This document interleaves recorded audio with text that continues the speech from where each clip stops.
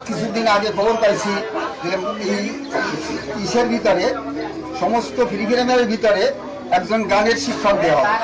আপনারা জানেন এবং সবাই জানে গানের ভিতরে হয়তো কিছু ভালো থাকতে পারে, কিন্তু অধিকাংশের ভিতরে খারাপ, এমন খারাপ যে খারাপের কারণে বাচ্চারা বাংলা পড়বে, ইংরেজি পড়বে, অঙ্ক শিখবে, অন্যান্য বিষয় শিখবে, ওই সাথে যখন গানের একটা হাউস এই জিনিসটা ওদের ভিতরে ঢুকাই দেওয়া হবে, সবগুলো বাদ দিয়ে ওরা গান বাজনার দিকে চলে যাবে, তাদের চরিত্র নষ্ট হয়ে যাবে, তাদের লেখাপড়া নষ্ট হয়ে যাবে। এই জন্য আমরা চাই এই ফ্রি প্রাইমারিতে এই ধরনের গানের শিক্ষক না দিয়ে একদম ধর্মীয় শিক্ষা দেবে। ধর্মীয় শিক্ষা এমন যেটাকে বলা হয়েছে, ধর্মীয় শিক্ষাটা কি? জাতির জীবন বিধান, অর্থাৎ সুষ্ঠু জীবন বিধান, এটাতে ইসলামের শিক্ষা দেয়। আমার কথা বেশি হয়ে যাচ্ছে, ছোট্ট একটা কথা বলে আমার কথা আমি শেষ করতেছি।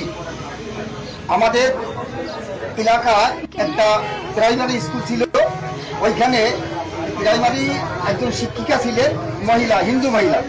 উনি একদিন ছাত্রদের নিয়ে বলতেছে, ছাত্র এবং ছাত্রীদের নিয়ে বলাবলি করতেছে যে তুমি লেখাপড়া শিখে কি হবা? কে বলতেছে আমি ডিসি হব, কে বলে আমি ওসি হব, কে বলে আমি কি প্রধানমন্ত্রী হব, কে বলে আমি প্রাইম মিনিস্টার হব। আর একটা ছেলের কাছে, ছোট্ট ছেলে জিজ্ঞেস করছে তুমি কি হবা? ও বলতেছিল আমি সাহাবি হব। উনি তো হিন্দু মাস্টার, উনি এই সাহাবিকের কথা বোঝে না, লজ্জাটার কিছু বলিনি। ওর গার্জিয়ানকে ডাকে বলছে আমি এরকম করছিলাম স্কুলে, কিন্তু আপনার বাচ্চাটা বলছে আমি সাহাবি হব। তাহলে সাহাবি কি? তাহলে সাহাবি ছিল জনাবে রাসূল সাল্লাল্লাহু আলাইহি ইসলামের শিক্ষা। এমন কিছু লোক তৈরি হয়েছিল, আইয়ামে জাহেলিয়াতের যুগ বলা হয়তো, ওই যুগের ভিতরে এই ইসলামী শিক্ষার দ্বারা ওইখানের মানুষগুলো এমন মানুষ হয়েছিল যাকে বলা হয়েছে সোনার মানুষ। ওই রকম মানুষ ওই সাহাবাদের জীবনের আগেও ছিল না, কিয়ামত পর্যন্ত আসবেও না। এদেরকে বলে সাহাবী।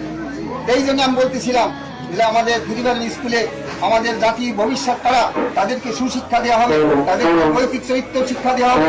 এই যার কারণে তারা আমাদের জাতির মেরুদণ্ড। এই জন্যই আমার শেষ কথা এরকম যে ওইখানে গানের শিক্ষক না দিয়ে ধর্মীয় শিক্ষা দেওয়া হোক। ইনশাআল্লাহ আমাদের ছাত্ররা এবং ছাত্রীরা তারাই সঠিক জাতির মেরুদণ্ড হবে ইনশাআল্লাহ।